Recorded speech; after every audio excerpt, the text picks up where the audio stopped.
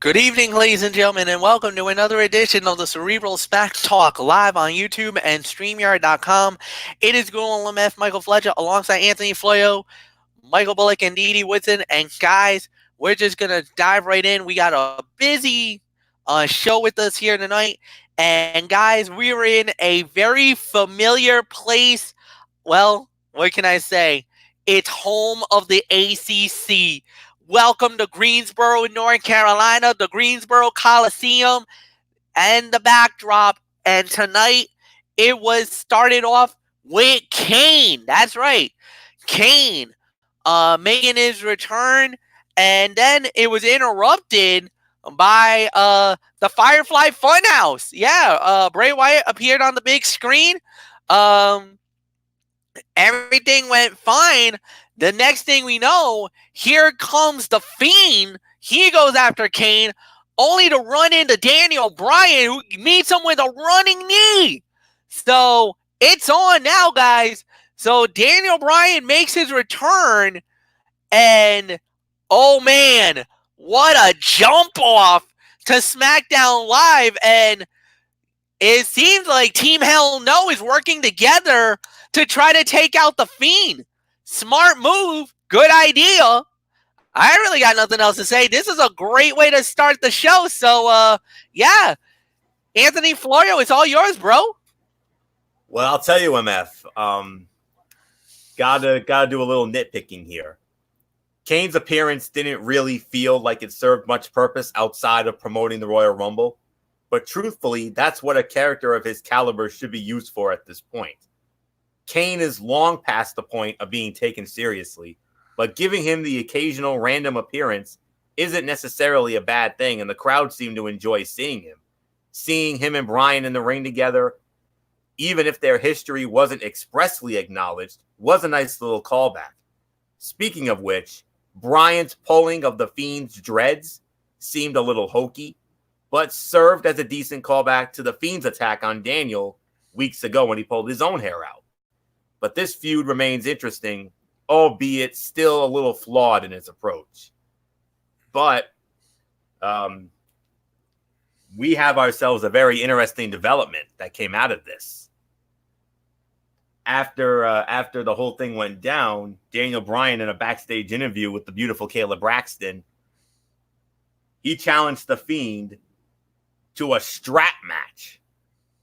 Now, if you don't know what the rules of a strap match are, it's very simple. What you do, what happens is on one end of the strap, the competitor's wrist is tied up, and then the other side is the other competitor. Their wrist is tied around, and I'm not sure if they didn't really acknowledge the 4 turnbuckle rule. I don't know if that's still the case, but because I remember when we were watching it, they would have to touch all 4 top turnbuckle pads in order to win the match. But I don't know if it's going to be that kind of a match though. I think it might be something along the lines of like an Indian strap match with Chief Jay Strongbow and Greg the Hammer Valentine in Madison Square Garden on July 30th of 1979. And we'll have to wait and see on that. But nonetheless, though, Daniel Bryan will challenge the Fiend for the Universal Championship in a strap match. It's now official. So that's all I can say on that. So fine way to start it off. So Michael Bullock, come on in. How about it? A brief Team Hell No reunion, but as we talked about during our SmackDown chat this evening, Fiend and Bryan in a strap match now for the Universal title at the Rumble. What do you think? Yeah, it's been a while since we've seen a strap match in WWE. I mean, I can't quite remember the last time we had a strap match, but I kind of hope they they keep that whole where you touch all 4 corners and you get the victory. But we'll wait and see how it goes. But yeah, nice promo with Kane. I mean, I thought they used him well. I mean, obviously, like Florio just mentioned, they're not taking him seriously as they once did. I mean, obviously because he's not really wrestling that much anymore, especially, well, his out of character, he's really the mayor. So yes, and it was nice to see that Team Hell No reunion, and basically Daniel Bryan getting back at the Fiend and taking a little page of what the Fiend did with Daniel Bryan yanking his hair out. Well, he yanked the dreads out. So yeah, I thought it was a nice way to start off this edition of Friday Night SmackDown. So, Dee Woodson, it's yours. Yeah, this was a good opening segment. Was good to see Kane at the beginning, and to see that for once that Daniel Bryan came out on top over Bray Wyatt and the Fiend. So yeah, I really don't have anything negative to say about this. This was good. Good backstage interview, good in ring stuff. So yeah, the very good storyline building here and pushing for the match for Royal Rumble. So it's yours, Fletch. All right, and then we had our first fight of the night. Big E with Kofi Kingston in the corner goes up against John Morrison with The Miz in his corner. The winner of the bout in 8 minutes and 50 seconds, the Shaman of Sexy, John Morrison, gets the victory. Anthony Florio, it's all yours. And Big E, welcome to the Palace of Wisdom, because that's where you ended up tonight there, big boy. But nonetheless, I'm going to give it 2.5 to 3 stars. This was a good match. Morrison dominated most of it and still got a relatively clean win, minus some mild interference from The Miz. Morrison's offense has always looked a little choreographed, but it's actually aged well given how much the WWE style has progressed. This should be and will be a great tag team feud. Now, MF, correct me if I'm wrong, but didn't The Miz go over Kofi last week?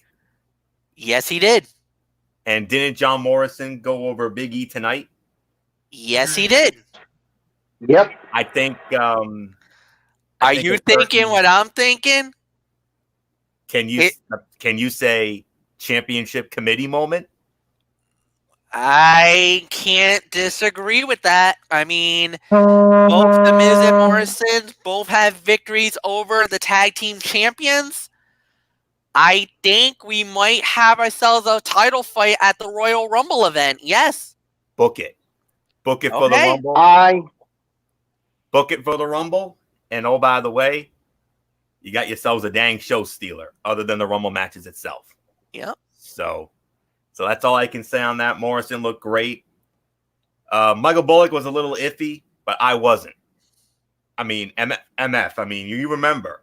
We've seen it. We saw what he did in Lucha Underground when he was, the most notorious heel down there. Yes. When he was Johnny Mundo. And all the hell he raised with the Worldwide Underground. And then the same thing in Impact Wrestling when he became the Impact World Heavyweight Champion. And, the great run he had as Johnny Impact with his lovely wife, Taya Valkyrie, the Knockouts champion. So, yeah. And now back in WWE, he looks better as ever. I mean, it's like he never left. That's all I can say. It's like he never left. And despite him being about 40, 41 years old, man still looks good. And how about that dive on the Kofi near the end of the bout? And then the picture perfect Starship paint on Big E puts it away. So 2.5 to 3 stars. Very solid matchup. No question about that.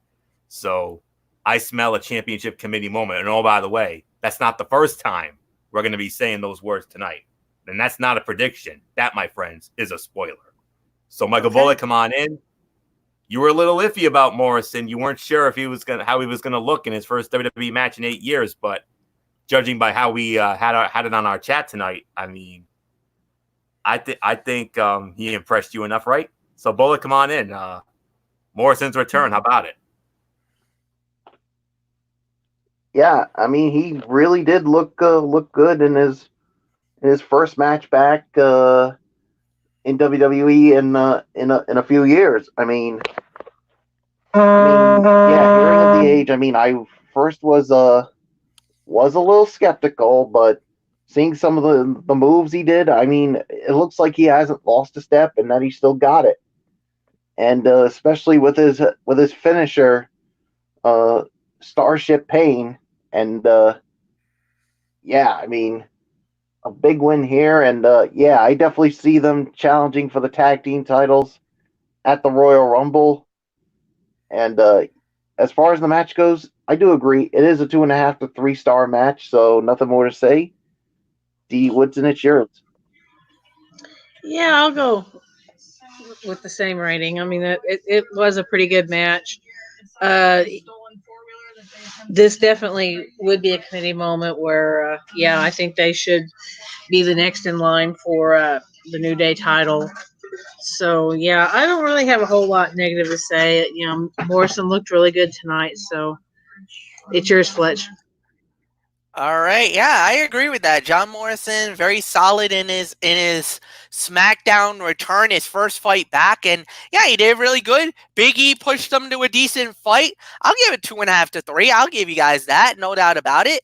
Then we had a lot of filler here. Of course, we had a backstage moment with the Usos talking about their match coming up. We'll get into them in a moment, and then Michael Cole. How about this? Michael Cole showing the love to Fox NFL Sunday, previewing the NFC Championship game. For all you people out there, you did not see it, go to Anthony's show to the Thursday Night Football as we previewed the NFC and AFC Championship games, and also show their love to Jimmy Johnson as he got inducted into the Pro Football Hall of Fame. Also, was on part of the show because we talked about the Centennial class on that show. But don't do it right now. Don't leave just yet.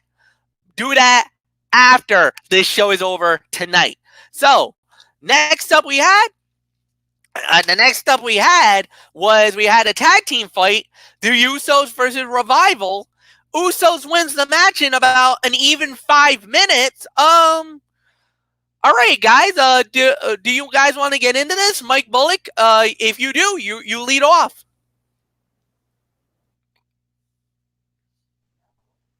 You know what? I mean, yeah, it was definitely too short for my liking, but there was a little bit of okay action in the amount of time it did get. I'll give it about maybe 1.5 for the effort here. So I'm not going to get too much into it. So D.D. Woodson, if you want to talk about it, Sure, you why not? can. All right, it's yours. Yeah, it was a good match. It was short, but it was also very energetic, and it definitely came out with the right winners. Yeah, it was a little short, but because of the action and because of the storyline around it, I'm going to go ahead and shoot it with a 3 stars. So I'm not going to go as low as Bullet. I may be the only one who does it, but hey, it doesn't matter to me. I enjoyed this match. I thought it was very well done, and I love the fact that they are building this storyline. And now we have apparently after the match when they did the interview with Revival, we have something stirring with them. So we'll just kind of have to wait and see what they're going to be coming up with. So I have nothing else to say. It's yours, Fletch. Yeah, no doubt about it. I'm gonna say this. I'm going to openly admit this. I thought this was a nice little sprint, 5 minutes. Fair enough. I thought it was good for what it was worth. I think it could have been a lot more better in the grand scheme of things, but it was fine for what it was worth. Nice little 5 minute sprint. Nothing overly amazing. I could give this about 2.5 stars. I mean, this was, like I said, it was a cute little sprint. Nothing too crazy, but it was a good, solid TV match, and I think that's the key word: solid TV match. So, Anthony, it's yours. I couldn't agree more. 2 to 2.5 stars for me as well. Good match, albeit very short. The Revival continue to slide down the card, losing a match to the Usos in short order. The Usos, coming back from months away and with deep ties to Roman Reigns, were clearly the correct choice to go over here. But the Revival appear to be in a clear downswing. The one bright side for them, if there is one, is that commentary is acknowledging it. One would hope this means this is part of a larger story that WWE is trying to tell, though it is hard to have that kind of faith in creative. So that's all there is to say on that. So 2 to 2.5, nothing really more to say. Let's move on. Next up we had was one of the most highly profiled matches of the week. Smackdown Women's Champion Bayley versus the sassy Southern Belle Lacey Evans, the winner of the bout. In 11 minutes and 30 seconds, Lacey Evans, the woman's right in the face of Bayley to knock her out for the 1, 2, 3 championship committee moment confirmed. We're probably going to see this at the Rumble. Minute Maid Park, get ready. We got a women's title fight confirmed and ready for the Royal Rumble event. It's official. Dee Woodson, it's all yours. Lacey Evans, #1 contender. She now has a date with Destiny. She's going to Houston for the title. Yeah, she's going to Houston for the title. It's definitely confirmed. And I knew once she pinned her that this was definitely going to be one of those championship committee moments. This was a pretty good match. I'm going to give it probably 2 3/4 to teetering on 3. Lacey's doing fairly well with her baby face gimmick, which I think comes off better than her heel gimmick. And, it's definitely, sticking to that storyline thing because, this was originally supposed to be her and Bayley or not Bayley, Banks, and she took out Banks. So they stuck Bayley in and so now she's earned that chance to go for this title. So yeah, I don't really have a whole lot negative to say. This was very well done. So it's yours, Fletch. Yeah, no doubt about it. And hats off to Lacey Evans for winning this match. And now there's no debate. There's no argument, ladies and gentlemen. It was confirmed right after the match had happened. And on top of that, I think it also was announced, and I know it was all over social media minutes after the fight had happened. Lacey Evans has punched her ticket to the Royal Rumble event. She will get the shot at the SmackDown Women's title at Royal Rumble against Bayley. And now, Bayley, now the ball's in your court. A lot of people's been about your title reign. Now you have a legitimate #1 contender, a contender that has already knocked you off. Can you rise to the occasion and successfully defend the title, or will your reign come to an end at Royal Rumble? Lacey's got some momentum. She's got a lot of momentum going into this title fight. I know a lot of people are nitpicking because of the length of the bout, and they lost the crowd to some extent because of how long the match was. But damn it to hell, man, what do you want? That's what I say. What the hell do you want? You guys have been preaching and biatching about the length of some of these matches, but yet you get one match that gives you necessary time and you sit on your hands? And it's Greensboro, for goddamn sake, man. What the hell, guys? You guys are fickle than you know what. I wish I could say something else, but I won't. I'll be nice. Florio, it's yours. 2.5 to 3. If you're gonna throw in fickle, I'm gonna throw another word in on that. Shame. That's the other word. That's impotent. Change it. And that's the whole 9 yards. So but anyways, this was another 3-star match. I mean, this felt like one of Lacey Evans' better TV efforts to date, with plenty of offense befitting her babyface persona. The development of Evans as a babyface has been slow, certainly slower than it should have been, but she has progressed nicely in the last couple of weeks, and the crowd is starting to get behind her very. Continue to think that Bayley is hemming it up a bit too much as a heel. I know Bullock will back me up on that. Her mannerisms and general demeanor seem like that of a person trying really hard to play a bad guy, not someone actually succeeding at it. Now, there was something that I do want that I want to address beforehand. Now, MF, you're a Ring of Honor expert. We all know that. Yes. Do you remember Adam Pearce? Yes. Adam Pearce, I'm not sure if you know. Adam Pearce is some sort of like agent figure or something like that, producer or something in Okay. WWE now. Yep. There was a backstage moment with Sasha and Bayley whining and biatching like they've been doing, and Adam Pearce comes in out of nowhere, and he actually made the match. I mean, it was supposed to be Lacey and Sasha, but Sasha was too injured, so Adam's like, Bayley, you're gonna take Sasha's place, and she's like, I'm not putting my title on the line. Well, he's like, okay, we'll make it non-title, but be ready. And so I don't know if he's going to be an on-screen character now. I mean, it was presented with no explanation of authority whatsoever. A casual viewer like all of us, well, with the exception of MF, because he's the Ring of Honor guy, would have no understanding as to why this guy just suddenly showed up with the authority to change matches and force wrestlers to compete in them. If they want Adam Pearce to act as a figurehead for SmackDown and an unofficial spokesman for the quote-unquote powers that be, that's fine. But at least introduce him to the audience before giving him any type of authority or power or what have you. So I wanted to address that. So but other than that, though, solid matchup here. Another one of the fights of the night. This was another 3-star effort. And yes, it is official. Lacey Evans will challenge Bayley for the SmackDown Women at the Royal Rumble at Minute Maid Park in Houston. They wanted to do it at TLC originally, but they changed their minds. I'm kind of glad they did because this is a much bigger stage. So I'm for it. So well done.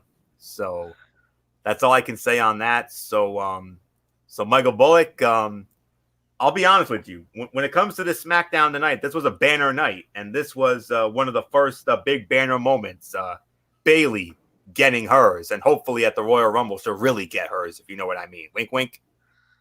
Oh, I hope so too. I mean, yeah, this was a great match. I'll give it about another 2.5 to 3. I mean, both women I thought were good in this match. I mean, yeah, I think Lacey Evans really is. I mean, really come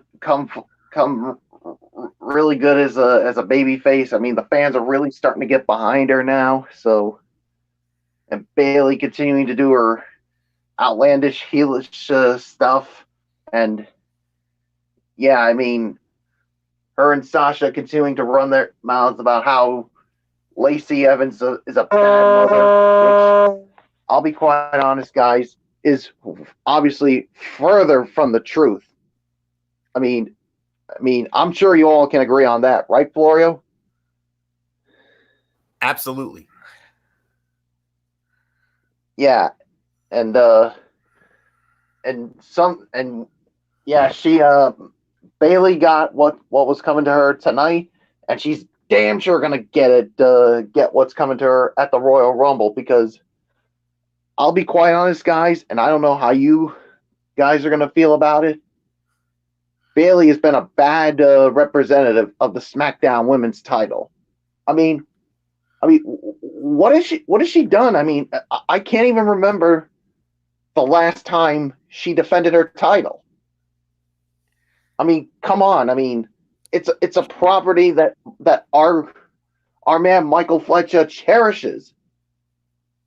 I mean, if you want to prove you're a real champion, put the title on the line against any woman out there.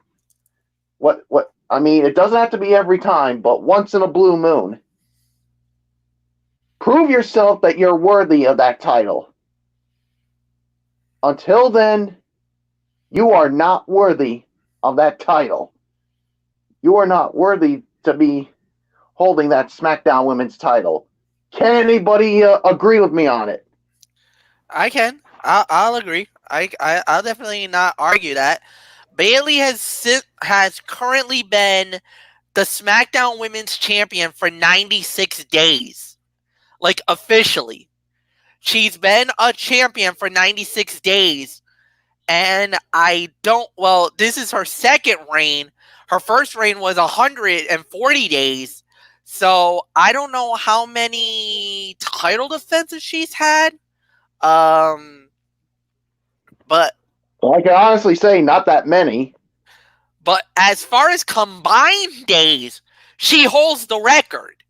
Like, she's currently the longest champion in combined days, because with the first reign of 140, with 96 already right now, she's been combined 236 days as SmackDown Women's Champion.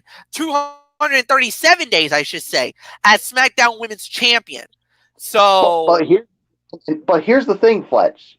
When she was a babyface and the SmackDown Women's Champion, she was defending that title. yeah. But here as a heel, she hasn't. I think she's only hasn't. defended it maybe once or twice, I believe. Maybe once. I don't remember. I mean, she won the title on October 11th.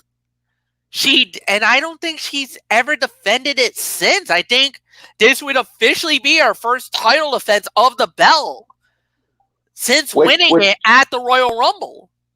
Which to me, I'll say it, Fletch, I got a problem with that. I mean, if, like I said, if she wants to prove she's worthy of that title, she needs to defend it. Like, I'm not saying she needs to do it every time, but once in a while. Yeah. I mean, whether it's at a pay-per-view or once on an episode of SmackDown. Because if you want us to take you seriously, Bayley, you need to do what you did as a babyface and properly defend that title. But the thing but the thing is I call you. That's where you got to call creative out. That's creative. I got to call them out for this. I think that's the best way to say it, because they're the ones that's supposed to be making the match. Adam Pearce, where the hell you been? You've been there for a minute. Why haven't you made a match? Why haven't you made Bayley put the belt on the line? You made this happen tonight. Where the bleepies you been? Yeah, I think he needs to step in every time, and tell Bayley, look, you need to defend that title. Well, somebody has to. We'll see. Somebody has to step in and say, look, you're going to defend that title. I mean, if anybody else doesn't have the cojones to step up and tell her that, at least someone like Adam Pearce had the nerve and the balls to do it tonight. Yeah, he did. No doubt. So that's pretty much my my rant that I mean, I didn't expect to go on one, but this was something I felt like that needed to be addressed.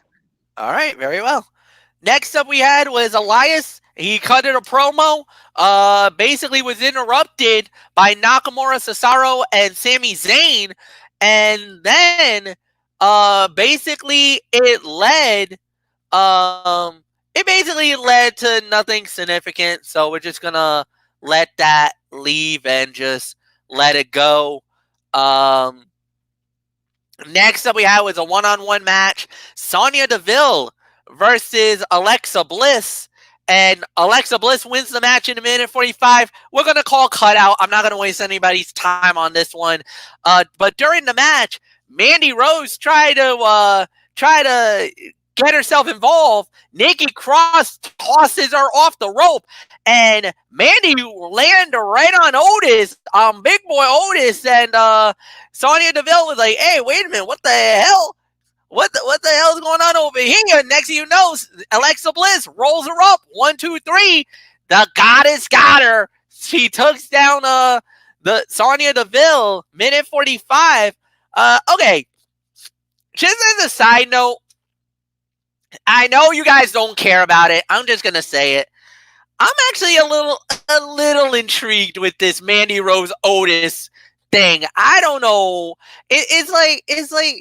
It feels like strange bedfellows. I think that's the best way to say it. This is totally out of right field. Hot girl, not so average looking good guy. Opposites are attracting right now. And it's kind of like, are they really pushing this two together? It's almost, you know what? I'm going to say it. And I'm going to say this, and I don't give a damn what anybody says. It gives us hope for some of those guys out there that are not the good-looking men, that are not the muscular guys, that probably are, a little bit out there, a little goofy, whatever. this gives hope to the little guys out there that if a good-looking woman like Mandy Rose is interested in and Otis, there's an old saying, and there's an old saying from a song from Hamilton, and it goes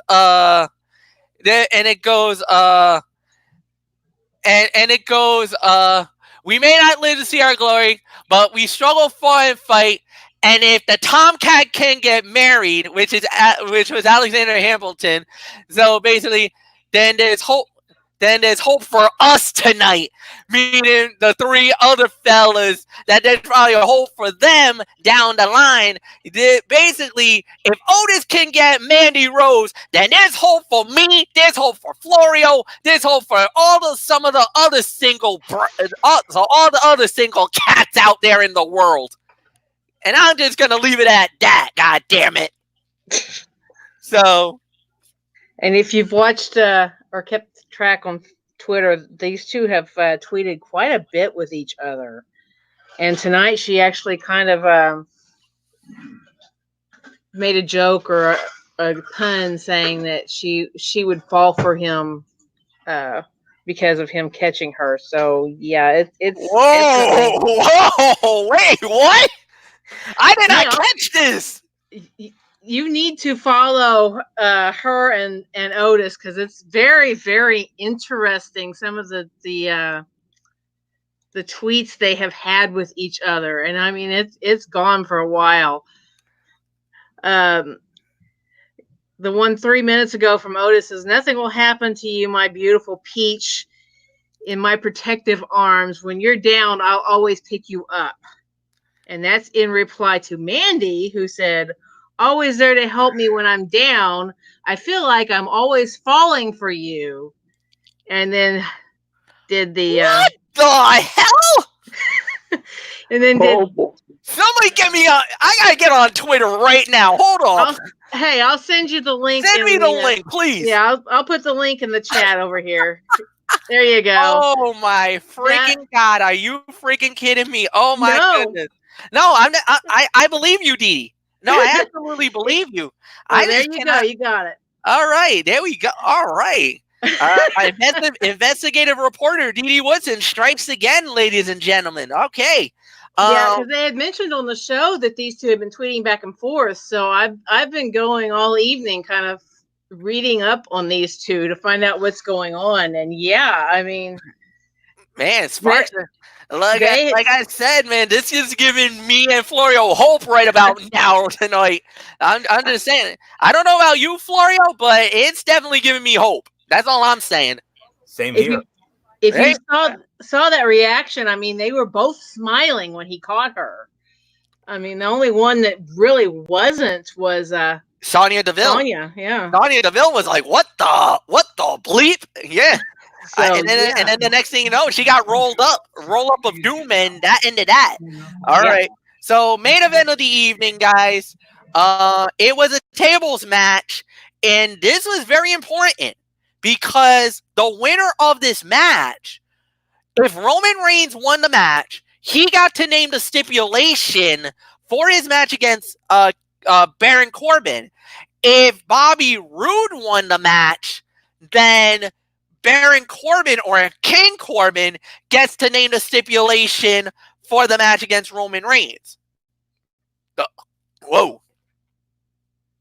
Okay, excuse me. I had a little something there in the throat for a moment. The winner of the bout in 11 minutes and 5 seconds in the tables match was Roman Reigns. He puts Robert Roode through the table at 11:05, meaning he gets to name the stipulation and said, well, Roman said that because the Royal Rumble was going to be in a huge baseball stadium, Minute Maid Park, he said he was going to kick Corbin's ass all over the stadium because, boys and lady in the room, the match is Falls Count Anywhere in the stadium. in the building. Hello, let's get crazy. A fight could end up in the dugout. It could end up in the bullpen. It could end up in concessions. It could end up anywhere in Minute Maid Park. Hell, if they could get their butts up into that freaking train state area up at the top of the stadium, they could probably end it there. I like it. I'm happy Roman Reigns won this match. 3 stars. This was typical fight. There was nothing significant. There wasn't anything amazing or anything like that. But I gotta say this. Thank God they weren't thinking of the dog collar match, because there was talk that this might have been the dog collar fight. At least they gave us a necessary match, a match that I know we're going to enjoy. Falls Count Anywhere is unpredictable. Like I said, Falls Count Anywhere can go literally, that's the key word, anywhere. I'm going to tell you right now, I hope there's added security outside of the arena, or I hope there's added security, because that fight will not end in the ring. I got a funny feeling this is going to go, and plus it's at Minute Maid Park. You got a lot of real estate to work with in that stadium. They are going to go nuts in that arena. They could go, like I said, this could end up in the bullpen. This could end up at the dugout, because I think they're going to use the dugout as one of their entrance ways for the Royal Rumble like they did last year. So who knows what we're going to get. This is going to get insane. I love it. I love it. WWE is being so smart with this. Nothing more to say. Anthony Floyo, it's yours. Yeah. If they go anywhere near that train station, I wonder if they'll find that. I wonder if they'll find that ball that Albert Pujols knocked out in 2005. We'll never forget that. I think it's been retrieved, but I know where the spot is. Yeah. Yeah, it's right around that spot almost. But anyways, about 3 as well. It was a decent match, marred by the usual brawl finish that every match involving this combination of wrestlers seems to devolve into as of late. Reigns' decision to call for a Falls Count Anywhere match, I mean, yes, that's a lot better than what we initially thought. I think MF, what you meant to say was, I had read rumors about Reigns and Corbin in a loser eats dog food match. Maybe that's what you were thinking of. But well, I did hear about dog collars though too. Yeah, which has only been done once in the last 35 or so years, and that was at the very first Starrcade. Greg the Hammer Valentine and Rowdy Roddy Piper in the Greensboro Coliseum. So there you have it. But it evens the odds at best. But Corbin's crew also seems to employ the services of the Revival when necessary, giving them an overall 2-man advantage. I truly hope, whatever the outcome, this spells the official end of the Reigns and Corbin feud, which has dragged on far too long and put a damper on the overall quality of Friday Night Smackdown. But nonetheless, though, it was a decent tables match. Right guy won. That's all there is to say on that. So, Falls Count Anywhere match. I mean, we've had a lot of doozies over the years. You remember one of the very first ones, if not the very first one, Randy Macho Man Savage and Crush. WrestleMania 10, Madison Square Garden. We all remember how crazy that one ended. And then, of course, there was one with Rey Mysterio and Cody Rhodes, I believe, which was really good. And there was another one with Rey and Chavo Guerrero. I mean, there have been some great ones over the years. So, but anyways, this was a theme of the night, 2.5 to 3 star matches. And this was yet another one of those. So, that's all there is to say on that. So Bullet, come on in. Like I said, this was a banner night for us. Well, you in particular. First, Bayley got hers at the hands of Lacey Evans. Robert Roode loses. Roman Reigns goes over. He gets the stipulation. And now he gets to whoop Corbin's ass all over Minute Maid Park at the Royal Rumble. So, Michael Bullock, how about it, man? Banner night for us. It certainly was a banner night for us. Yeah, this is about another 2.5 to 3 star match. I mean, like you said, this was the theme of the night. But yeah, I'm glad that that Roman Reigns went over because I couldn't have fathomed what would have happened if Robert Roode went over and Corbin. I don't know what the hell kind of a stipulation he would have implemented into their match at the Royal Rumble. But I'm glad Roman won, and now he's going to whip Corbin's ass in that all-around Minute Maid Park. So nothing more to say. Dee Woodson, it's yours. My mom. Okay. Yeah, I definitely agree with the rating. It's about a 3-star match. The whole thing was good. Closing angle. Definitely the right man won. Definitely still story driven here, and from what I've been hearing, that this is supposed to end at Royal Rumble between Reigns and Corbin. So I'm hoping that that's the truth, that it will. I like the stipulation that Roman announced for Rumble. So yeah, I do not really have anything negative to say about it. Yeah, we had a lot of interference that happened in this match, but with this being a tables match, that was legal. So can't really complain about that. Besides, it's all storyline progression in this match. So it's yours, Fletch. Yeah, I know that about it. This was it's time for the overall review. Anthony. Yes. Now I'll be honest here. Was it a great show? No, this was not a great show, but it felt like an overall improvement over the last few weeks and months. Plenty of development for the Royal Rumble, 2 good matches to kick off the show, a decent tables match to close the night, and some great work from Daniel Bryan. Additionally, the continued entertainment value coming out of the Otis and Mandy Rose angle brought a nice sense of levity to a build-heavy event. Smackdown continues to trail several notches behind Raw and NXT, but the show seems to be finding itself a bit more as we head into WWE's busiest time of the year. We all know what that is, WrestleMania season, which is slowly but surely coming up. Next week is Rumble week. It's go home week, and they're going to be in Dallas. I would have thought they'd be in Houston, but no, they're going to be in Dallas for next Friday's SmackDown. So that's really all there is to say on this. So in hindsight, I would probably have to give this somewhere between. I would probably maybe give it 6.5 to 7. If I'm going to be honest with you, I think that might be the correct rating for this. So, MF, I'll be honest with you. Of our 3 shows, you have the weakest, but this was definitely a step in the right direction, though. I mean, it wasn't an Albert Pujols out of Minute Maid Park dinger, a la the 2005 NLCS Game 5 that we had, but no, you're getting there. That's all there is to say on that. It's a classic case of work in progress. That's what it is. It's a work in progress. So there are still things you need to work on, but I'll say this, one of their better shows in quite a while. So well done.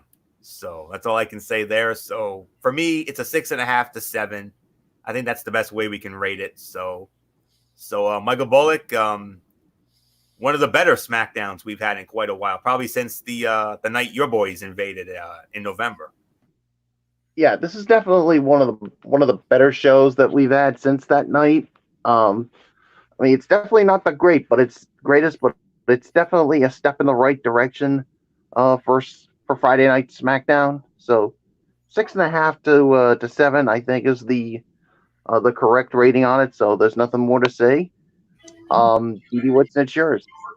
Yeah, I'm going to give it a 7. I thought it was a very well done show. No, it wasn't, the best, but it was still very heavily storyline driven, and they really heavily, throughout the Rumble matches and everything, building up for Rumble coming up, and just piquing our interest just a little bit more on that. So yeah, it's definitely an improvement over the last few weeks. and definitely, more storyline angle driven uh, type show. But yeah, I have nothing too negative to really say about it. I mean, they did a fairly good job. A couple of matches kind of short, but still, even the short ones still gave us, what we needed to build for Royal Rumble and to continue the storylines that they have building. So nothing else I had to say about it. I will see you guys next week. Good night. All right, no problem, man. I'm gonna give it a 7 out of 10 as well. I thought it was a very good show. I enjoyed it. I really enjoyed it. I really had nothing bad to say. So yeah, this was a great way to close it and a great night. So all right, guys. So that's it. There is no Mikey's Mindset, unfortunately. We really didn't have anything significant. So we're just gonna call it here for a night. On Monday night, again, another edition of Ridiculously Raw, hosted by Anthony Foyo at 11 p.m. Eastern. And then Wednesday Night Mayhem, we also got Strictly Sports. We got a lot to talk about on Thursday. Come right back here 1 week from tonight. We do another edition of Cerebral Smack Talk. So until then, guys, have a good night. So long for now, and we'll see you very soon. Bye-bye.